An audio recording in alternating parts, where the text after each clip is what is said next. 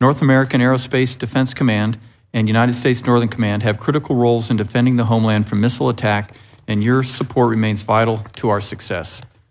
I'd like to start by recognizing the tremendous work being done by Lieutenant General Collins, ASD Yaffe, and Lieutenant General Rasch. NORAD and NORTHCOM are fortunate to have such committed partners in our shared no-fail mission. Defending the United States from missile threats remains a top command priority. That mission is more important than ever as global competitors continue their rapid development and fielding of advanced missile capabilities and delivery platforms, along with increased cooperation and technology sharing. To counter these growing challenges, NORAD and NORTHCOM rely on realistic planning, on-time investments based on specific threats, and forward-looking policies that ensure the command's ability to detect, track, and defeat potential threats in all domains. To ensure our ability to defend against missile attacks, NORAD and NORTHCOM require a layered domain awareness network from seabed to space to detect and track threats to North America. That sensing network is vital today to today's ballistic and cruise missile defense missions and to the Golden Dome concept, because we can't defeat what we can't see. Alongside improved domain awareness, we must also improve our capability and capacity to defeat advanced missile threats. The Next Generation Interceptor is vital to countering North Korea's growing ICBM capability, and innovation and investment in advanced defeat mechanisms, which could include directed energy and boost phase intercept, will be crucial against cruise missiles, hypersonics, and other advanced threats. There are significant challenges ahead of us, but NORAD and NORTHCOM stand ready to deter aggression and defeat threats to our nation. MDA is moving quickly to provide effective defenses against a dangerous missile threat to defend the U.S. homeland, our deployed forces, and our allies and friends. The agency is transforming itself, its enterprise, and its industry base in order to develop and deliver capabilities to the warfighter at scale and speed. As we move with urgency to deliver the next generation missile defense system, we intend to leverage the performance efficiencies found in integrated, layered defenses. We also will continue to integrate and improve the space domain to support a missile defense posture that is more effective, resilient, and adaptable to known and unanticipated threats.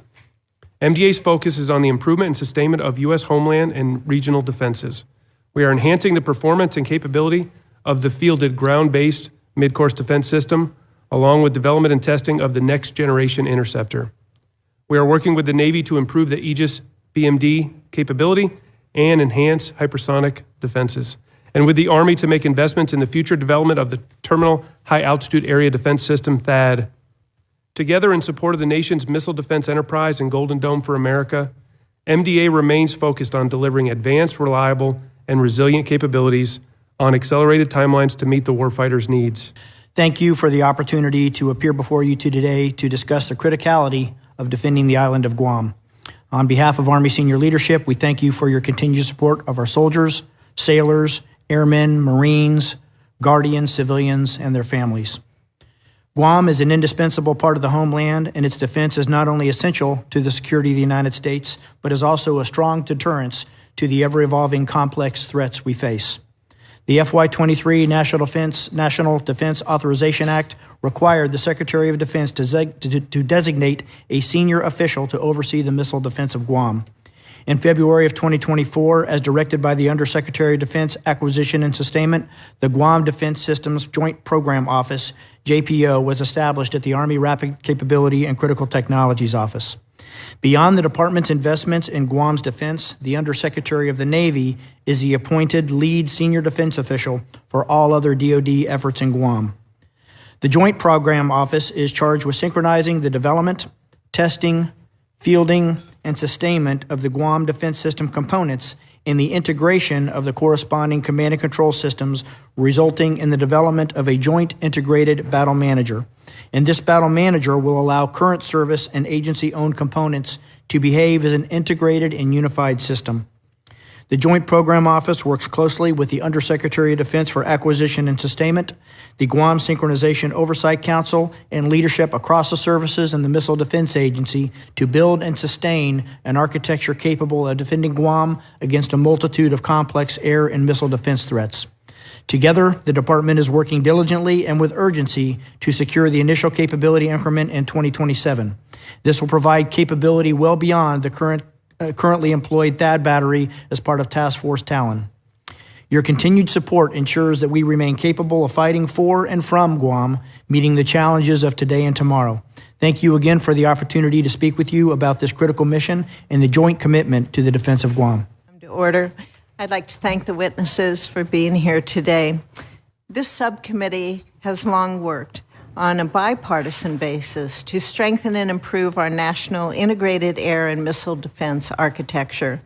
Our adversaries continue to improve and diversify their ability to hold the homeland at risk, including through ballistic, hypersonic, and cruise missiles. I remain deeply concerned that the status quo will not suffice in the coming decades, and I look forward to hearing from each of our witnesses about their work on the department's various missile defense activities. General Guillot, as the commander of NORTHCOM, you are ultimately responsible for the defense of our homeland. I look forward to hearing how NORTHCOM is working to enhance domain awareness to provide a common picture of the operational environment. Ms. Yaffe, as you stated in your written testimony, missile defense and the space domain are intrinsically linked. I look forward to hearing your views on the evolution of missile defense and how space-based systems can continue to play an important role going forward. Lieutenant General Collins, I understand the Missile Defense Agency will retain its key role in developing, testing, and integrating many of the technologies that comprise our missile defense system. And I look forward to hearing how we can expect to expand on these efforts in the coming fiscal year. Finally, I'd like to welcome Lieutenant General Rasch and his capacity as the Executive Officer of the Guam Defense System Joint Program Office. I look forward to hearing from you about the progress being made to expand and improve the integrated air and missile defense of Guam, which will protect over 168,000 American citizens living on Guam. I understand that we are still waiting for details of the fiscal year 2026 President's budget request to be released, and that the President is in the final stages of making key decisions about the Golden Dome system. While this means that follow-on conversations will be necessary once the administration provides us those details, I still expect a robust conversation this afternoon on the future of missile defense. Thank you again. Senator King, would you like to make some opening remarks, please? Thank you very much, Madam Co-Chair. Can I say that? Yes. Yes, thank you.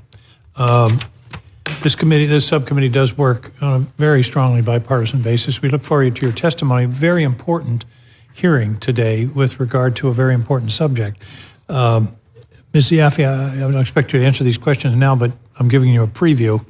One of the questions is, in light of the multiplicity of threats now, whether it's standoff cruise missiles, ICBMs, sea-launched missiles, space-based weapons, is missile defense feasible? In other words, is it technologically feasible if we face a serious attack from an adversary that has not several dozen missiles but several thousand? Mr. Guillot, one of the questions I'm interested in is the importance of sensors. This discussion is often about missiles, but it's also about knowing what's going on.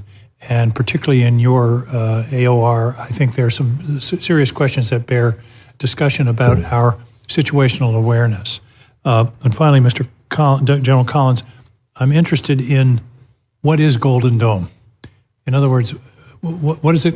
What is the plan? What does it consist of? I did a little AI research this morning and found out Israel is exactly the same size as New Jersey. So having a missile defense system in a limited space also that defends against pretty small caliber munitions from the terrorists in the region, obviously more serious from Iran, but whether that concept can be transferred to the continental United States is a question I'll be interested in. So look forward to all of your testimony, very important hearing, and I appreciate all the work that you do and the service you provide to the country. Thank you, Madam Chair. Thank you, Senator King. Now I'd like to begin with statements from each member. Who is going first at this point? Ms. Yaffe? Thank you. I'm happy to start out to provide the policy perspective. Great. Chair Fisher, Ranking Member King, and distinguished members of the committee, thank you for inviting me to testify on the Department of Defense's missile defense posture on behalf of the Office of the Secretary of Defense. I am grateful to appear alongside my distinguished colleagues. Missile defenses are a vital element of our strategic force posture, both as a means of deterrence as well as defending the U.S. homeland and security interests abroad. As we see nearly every day in conflicts across the world, offensive missile capabilities are now a central feature of modern warfare and routinely deployed to coerce and intimidate opponents, inflict tactical damage, and carry out strategic campaigns. Our adversaries are investing in the next generation of offensive capabilities to hold the United States homeland at risk, coerce our allies and partners, and threaten our deployed forces. To counter these growing threats, we need next-generation missile defeat and missile defense architectures that can complement our existing nuclear and conventional offensive capabilities. The President has mandated that the United States will develop and field a next-generation missile defense shield to provide for the common defense of our citizens and the nation, and deter, defend against, and defeat any foreign aerial attack on the homeland. We will also guarantee our secure second strike capability. This broad mission set is the task before us today. Missile threats pose a substantial and growing risk to the American people, U.S. national interests, and our allies and partners. The growing cooperation and potential for more coordinated action among China, Russia, North Korea, and Iran is reflecting a shared interest in undermining U.S. interests globally. We also see these countries working together to advance their respective interests. Russia has provided technical and economic assistance to North Korea and Iran in return for thousands of munitions, attack drones, and ballistic missiles. Russia has employed North Korean missiles in Ukraine, resulting in improvements in their accuracy and destructive capability. DoD must contend with adversaries possessing a range of sophisticated technologies, including advanced cruise and ballistic missiles and maneuverable HGVs, as well as lower-tier threats like unmanned aircraft systems from both state and non-state actors. These capabilities continue to evolve and include a wide range of platforms, speeds, distances, and attack vectors that are easily concealed and evasive. This is where the value of missile defense, a core component of deterrence by denial, comes in. Robust missile defense capabilities raise the threshold for conflict and introduce uncertainty and complexity into attack planning, thereby undermining an adversary's confidence that an attack will be successful. The greater the cumulative challenges for an adversary, the greater the likelihood of avoiding an attack in the first place. If deterrence fails and an attack does occur, missile defenses limit the damage and assure the means of effective responses. Moreover, missile defenses provide time and space for the President to decide how to respond most effectively. The financial outlays of missile defense and missile defeat today more than offset the exponentially greater costs that would be incurred by the lack of defenses in a potential conflict tomorrow. Missile defense systems also contribute to deterrence by reinforcing our diplomatic and security posture while reassuring allies and partners. Should deterrence fail, the United States, our allies, and partners would need robust missile defense and defeat options, not only to defend and protect our interests, but also to manage escalation. Integration with our allies and partners improves our all-domain awareness, redundancy, and shot deconfliction. The deterrence by denial contributions to missile defense continue to serve as a complement to the cost imposition strategies offered by our conventional and nuclear forces. Together, they give our decision makers time and credible options to deter aggression, assure lethality, protect the American people from harm, and respond to attacks if deterrence fails. The Department of Defense remains committed to making the necessary investments in our strategic posture to deter our adversaries and, if deterrence fails, to prevail in conflict. The missile defense and defeat mission requires sufficient and consistent funding and support. Thank you for your dedication to our mission and our service members, and for the opportunity to testify to you today alongside my colleagues. I look forward to answering your questions. Thank you very much. General Guillot, welcome. We don't have too many of us here today, so we may have more than one round of questions. I'll begin the first round. General Guillot, I've appreciated our past conversations about the need for increased domain awareness, for we cannot shoot what we cannot see. As we look towards Golden Dome and the future of missile defense, what additional improvements need to be made with respect to domain awareness?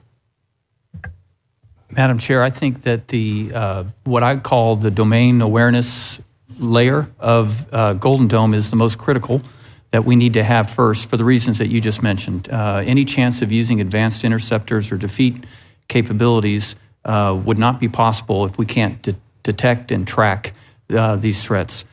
I think that it's a seabed to space approach. We need to have undersea sensors to detect submarines that can now get closer to North America than they could before based on improved stealthiness of those ships.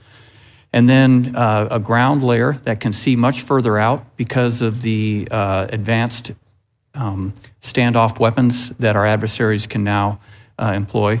We need an air layer like the E-7 to close the kill chain with fighter aircraft or surface-to-air systems, and then a space layer. The space layer would both track airborne moving targets or aircraft, but also systems like HBTSS that could track hypersonics as well as the warning capability that we need to detect the launches to begin with. Is there anything you can tell us in this setting about Golden Dome and the options that may be available on the sensors and the radar systems that would be used? Madam Chair, I don't know what the Golden Dome will look like, but I suspect that it would be able to use a lot of the systems that are already in place and currently in development, which would give us a full capability in probably something closer to 0 to 5 years as opposed to something, a decade out into the future. A couple of those systems would be the HBTSS that I just mentioned for the hypersonics, space-based AMTI, which we have a number of prototype systems on orbit now, over-the-horizon radars, which are also operational not in the United States, but elsewhere. And then, for instance, the E-7, which many other countries operate.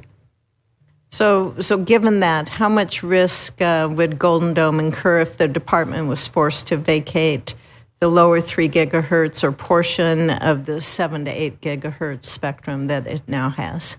Madam Chair, it's my assessment that we would assume a extraordinarily high level of risk if we lose control of those portions of the spectrum. Many of the systems that we rely on every day today, much less in the future, for Homeland Defense reside in that spectrum range. Thank you. General Collins, can you provide us with an update on the hypersonic and ballistic tracking space sensor, or the ABTSS system? Yes, Madam Chair, thank you. So the Hypersonic Ballistic Tracking Space Sensor is a prototype program that MDA pursued to prove out the technology such that from space we could close the hypersonic fire chain, to the kill chain on a hypersonic weapon. And the focus of that was to prove out that the space system could have the accuracy, the track quality, and get that data into the command and control system fast enough to be able to close that fire control loop. Those two systems launched in February of last year have gone through 2 testbed launches where we had a testbed target launch, fly a hypersonic profile, and we have collected data from the sensors during that. So far, we have proven out the timeliness latency of the fire control loop with those systems, as well as the sensitivity of those systems to close the loop. We're going back with some algorithm updates into the payload to improve on the track quality, but we see that closing as well. It's been a very successful prototype program, and all along we've worked in parallel with the Space Force and the Space Development Agency. They now have our HBTSS-like requirements as part of their proliferated warfighting space architecture, and in the tranches to come in the follow-on years, they will slowly be building up an operational hypersonic tracking layer for us. Thank you. Perhaps in another setting, we can talk about a more definitive timeline Yes, ma'am. when that would be available. Thank you. Senator King. Thank you, Madam Chair. The nature of my questions may appear to be critical. I'm certainly in favor of defending the homeland against missile attack, no question. My fundamental question is it feasible, given today's technology and also the cost involved? I'll quote Lincoln, your critic is your best friend. So take it in that spirit. For example, Ms. Yaffe, you mentioned deterrence by denial. Is that really viable today, deterrence by denial? Can we realistically say that we could deny a substantial missile attack from Russia or China, or heaven forbid, both? Senator, I'm a great believer in deterrence. I'm just not sure deterrence by denial is realistic in this setting. Convince me. Senator, thank you for the question. This is meant to be an integrated air and missile defense system that is intended to send a message to the adversary that they may not achieve their objectives. What we want to do is place the burden of escalation on the adversary and demonstrate that it will be harder for them to achieve their objectives in an attack. Right now, as you are well aware, we do not have a homeland missile defense system that is intended to guard against adversary threats beyond North Korea or rogue state actor threats. Meanwhile, the threats themselves have been expanding significantly, with Russia and China pursuing a breadth of capabilities. Well, that's my point. We've developed a missile defense agency essentially to defend against North Korea and Iran and perhaps a rogue, not China and Russia. Now we're talking about an accelerating Chinese pursuit of this capability. Russia already has the largest nuclear stockpile in the world. Is it real? What level of scaling up would it take to have a missile defense system capable of providing any realistic deterrent to China and Russia? Sir, this is not an answer that will be deliverable overnight. However, what the president has done is challenged us to actually look at what an integrated air and missile defense system of the homeland would look like, which is not something we've... What does that mean? Is that 1,000 THAAD batteries around cities? Sir, I can't weigh in on what the specific architecture would look like. I can't get ahead of what the architecture decisions will be that will come out, I think, with the budget. However, it is intended to leverage new technologies to get ahead of, we've got, certainly the list in the executive order, but to leverage some new technologies, both to accelerate the deployment of the HBTSS on the hypersonic side, also to leverage non-kinetics. And I know that you're interested in directed energy, to see what directed energy might be able to help with, to help us change the cost curve. But it should be a mix of new technologies that we might be able to demonstrate in the next 4 or 5 years. What's the along assumption? With legacy systems. General Collins, what's the assumption of how many GBIs would have to be launched to knock out one North Korean ICBM? Sir, that'd be a classified number. We'd have to wait till the closed session to answer that. All right. Well, General Guillot, you mentioned seabed. Isn't that a critical area where we need better sensors, better knowledge, and particularly in your AOR in the Northwest? Senator, absolutely. It is critical. Your mic, I think, needs... Senator, absolutely. It is critical. The seabed, detection and awareness of the seabed and the undersea environment are critical to homeland defense. And the Russians are, in fact, significantly building up their military infrastructure on their shore of the Arctic Ocean. Is that correct? That is correct, Senator. So that's an area where we have to have better visibility, and also to the west, as the balloon incident told us. Yes, sir. All true. You mentioned directed energy. The reason for my question, General Collins, and I understand it classified, but those interceptors are about $60 million a copy. One. I can understand maybe that's a reasonable number if you're talking about a limited capacity of North Korea or Iran. But if you're talking about now it's 300 up to 1,000 missiles in China, I don't know how many, several thousand from Russia, the economics don't work. How do you feel about the potential of directed energy, which is about 75 cents a shot once it's installed? Yes, sir. We are certainly interested in pursuing directed energy from a missile defense perspective. At this point in time, we are years away from having a capability that would be able to have an effect against a ballistic missile, an intercontinental ballistic missile. And so for the near future, we will still very much rely on the layered approaches that we have today for ballistic missile defense. We are certainly layered approach. You've used that term several times. Yes, sir. We look to be able to take multiple engagements on any missile as it's coming in. And so in a perfect world, we would try to intercept and take out the missile when it's still coming out of the ground and being launched from the enemy territory. That's the boost phase. While it's in space, it's the mid-course phase. And then as it's coming back into the atmosphere, it's the terminal phase. Today, we very much focus on the mid-course for engagements. We would certainly look to be able to try to bring technology to bear that we could get into the boost phase preferred, but then we may also have capabilities, an underlayer of capability that could be brought to bear to then have a second shot or a second engagement capability while it's in terminal. And so the layers of defense or defense in depth is what I refer to when I mention layered missile defense. I think the prior administration lowered the directed energy budget by a half over the past 4 or 5 years. I think that was a terrible strategic mistake. I hope this administration will remedy that, because you mentioned it's going to be years. One way to make it months instead of years is to devote more resources to the research and development of that capability, which it seems to me is clearly the technology of the future in this field. Thank you, Madam Chair. Thank you, Senator King. Senator Tupperville. Thank you. Sounds like a guessing game to me. Yeah, a lot of things that are going to happen. Of course, I don't know how many missiles that could reach our mainland that they have right now, but obviously space is going to decide a lot of that with missiles coming from space in the near future. But that being said, General, how we doing on Guam? We get the Aegis system started about, 3 years ago, maybe a little less. How you doing? Getting better? Senator, getting better.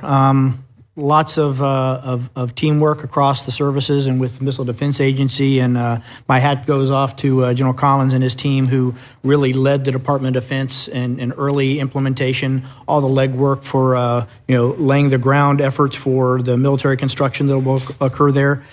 We demonstrated, MDA demonstrated this last year, early Aegis Guam capability. With a flight test that was executed there very successfully.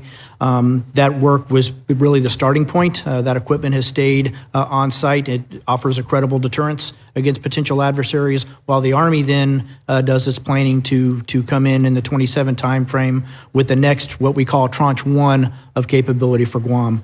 It is a lot of consensus building. It is a lot of teamwork across the Department of Defense. This is the homeland, so in several ways we're learning a lot of lessons that we believe can also apply to the Golden Dome team as they continue that mission set. But very optimistic that the Army is going to meet its mission, that we'll have a credible capability on island in the time frame we lay out.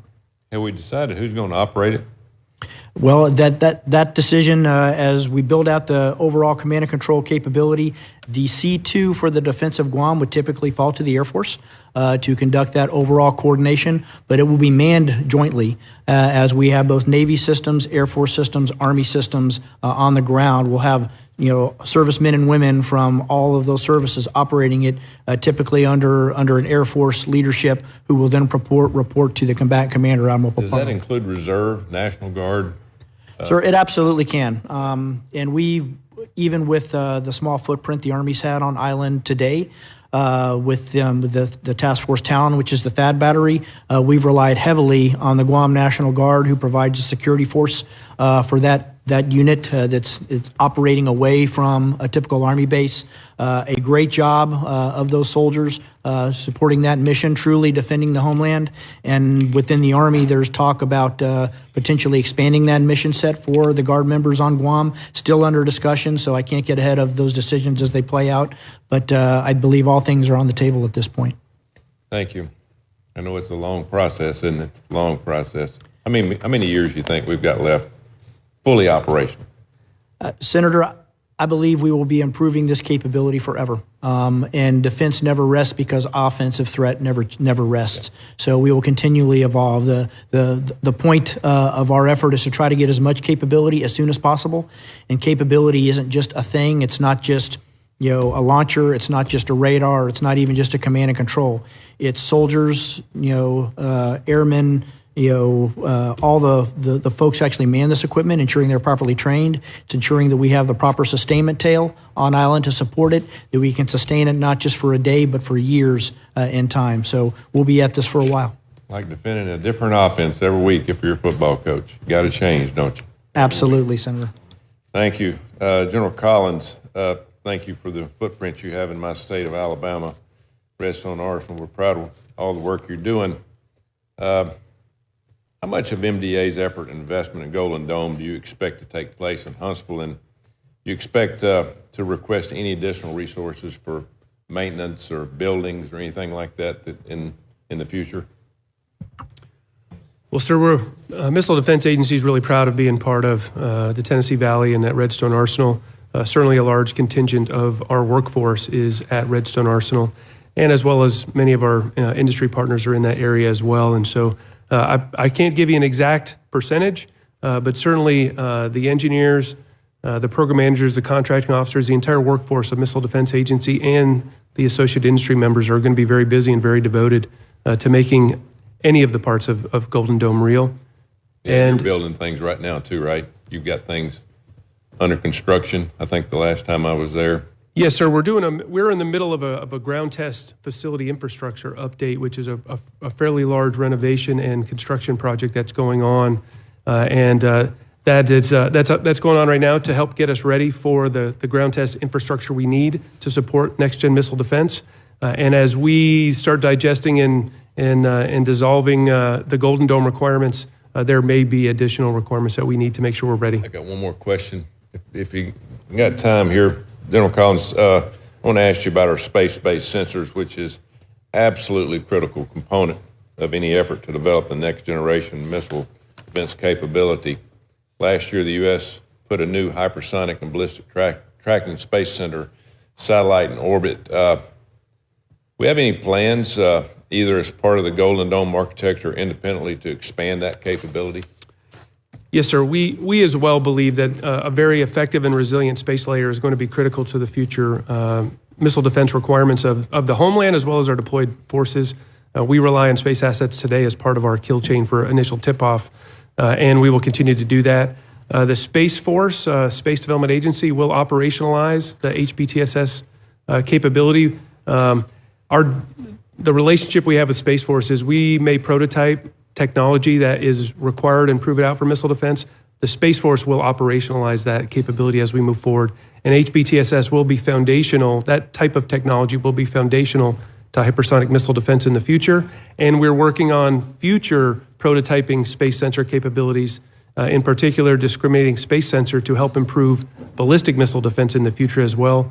We'll prototype and Space Force will operationalize. And so space will be very key to protecting the homeland and our deployed forces in the future. Thanks, Jenna. Thanks, Senator. Thank you, Mr. Chairman.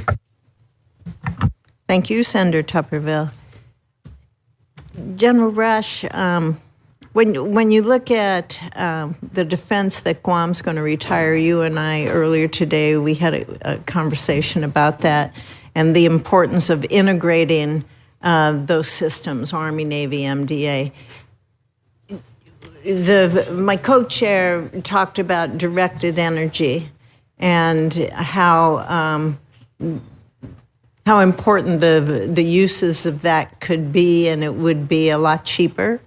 But can you compare the systems that we need to integrate for the defense of Guam specifically, and some of the challenges that we face looking at directed energy and the capabilities it has in some more adverse conditions that are out there, maybe not always ready, and the different options it provides you and your soldiers with as you look towards defending that island? Madam Chair, absolutely, and thank you for the question. So as we spoke earlier, the new thing that we're doing for Guam is not just putting the individual material systems and programs on island, but really taking the first step at integrating the command and control functions. So Air Force has a system, TOC Light. Navy has their Aegis system, which will be Aegis Guam. Missile Defense Agency has C2BMC, and the Army has the Integrated Air Missile Defense Battle Command System, IBCS. These are 4 separate systems that loosely interoperate now, but we believe that's not good enough in the long term. So we're integrating these with a layer of decision support on top called the Joint Integrated Battle Manager. This capability will leverage a lot of the work that Missile Defense Agency has done to date in that single integrated air picture arena of getting a common air picture with those systems, and then providing a layer of decision aids on top so that the decision maker who's got a hard decision to make on a potential threat can actually do fire direction to the appropriate system that actually has a killing capability. So that's the new work that we're doing for Guam from a command and control or fire control perspective. With regards to directed energy, as General Collins said, the technology is evolving, and the Army, I know, has invested a lot in ground systems from a directed energy perspective. We've deployed several of those systems overseas to get continued operational assessment. And for the defense of Guam, there's a potential, as those technologies continue to evolve, to be integrated in as part of this infrastructure or our architecture. Realizing, though, that directed energy is not a panacea. There are, as you pointed out, there's days, good days and bad days for lasers. Weather can affect their lethality. It can affect the range. And so as we continue to learn about this technology and what its capability is, we also have to ensure that we integrate the atmospherics at the time. As you get closer to the Earth, the air is dirtier. Windy days create dust, which can reflect or refract the light. Moisture can do the same thing if it's raining. So having a mix of capabilities, and that the soldiers that are operating that integrated system understand basically how good the laser is today. The ranges of those directed energy systems are not out at the ranges of our more exquisite and expensive missile systems are. So we have to build that trust with the soldiers that if they let a threat get in closer, to allow directed energy to be the effector, that it's going to work. So that's something that the Army, I know we're working at lower powers necessarily than we would put on Guam, but starting down that venture now and looking forward to see where that technology takes us. Thank you, General. Senator Kelly, you are recognized. Thank you, Madam Chair. General Collins. So last year, Missile Defense Agency proposed termination of the SM-3.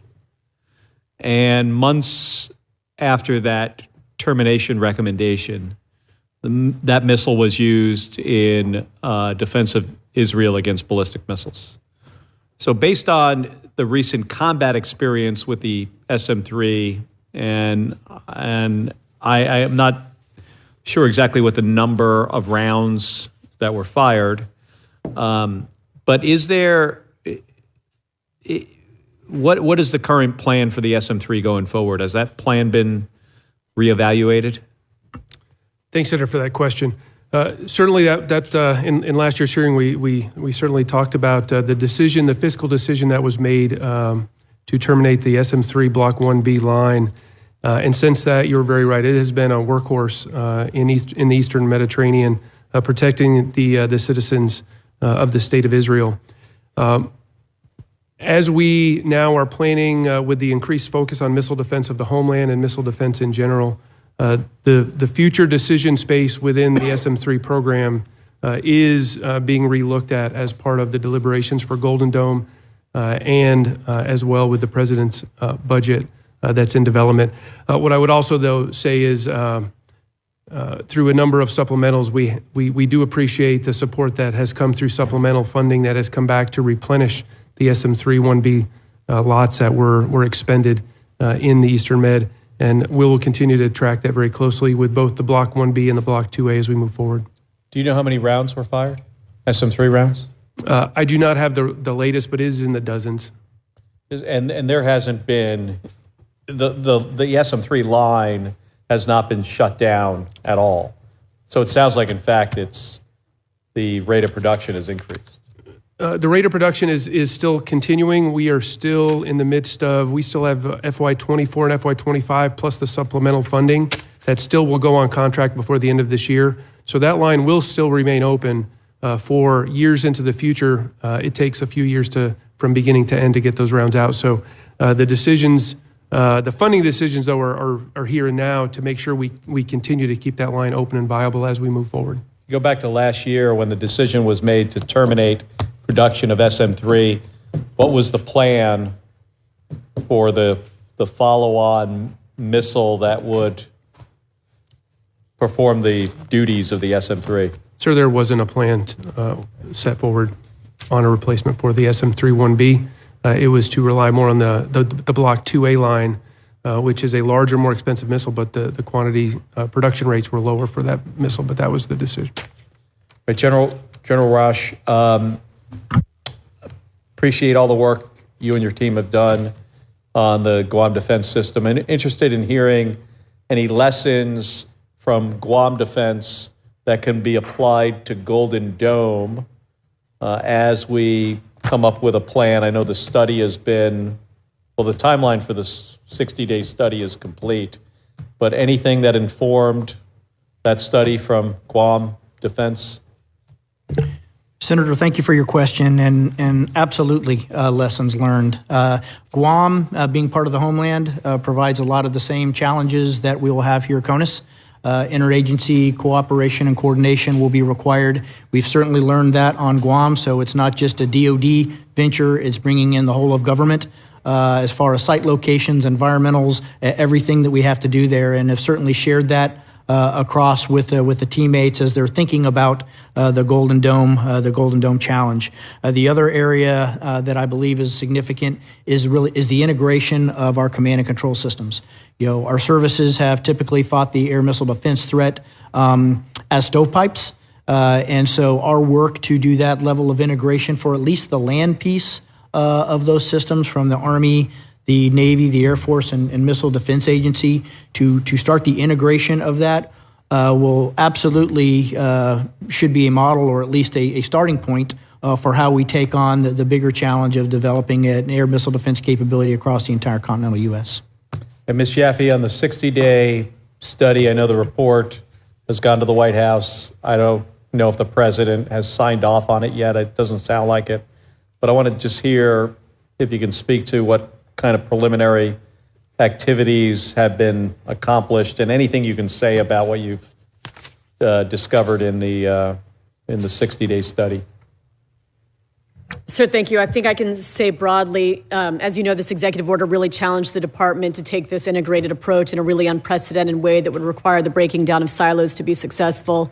When it came into the building, our office, the Office of the Secretary of Defense, joined with Joint Staff to bring together all of the stakeholders and start working on different design options. We matured them to a place that the technical experts took over and really refined them into a few different options to bring to the Secretary.